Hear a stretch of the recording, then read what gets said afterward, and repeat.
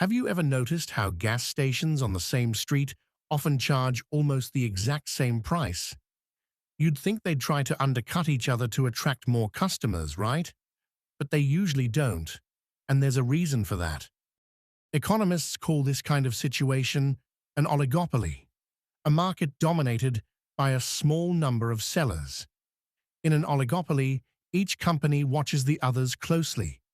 If one station drops its price, the others will match it almost immediately, which means nobody gains an advantage. So instead of competing on price, they tend to settle at a similar level. This is very different from what happens in a perfectly competitive market, where there are so many sellers that no single one can influence the price. In an oligopoly, the few dominant players are deeply aware of each other's moves. Now, this doesn't mean there's no competition at all. Gas stations still compete, just not on price. They compete on location, convenience, brand loyalty, and things like having a clean restroom or a good coffee shop inside. Economists call this non-price competition, and it's one of the defining features of oligopolistic markets.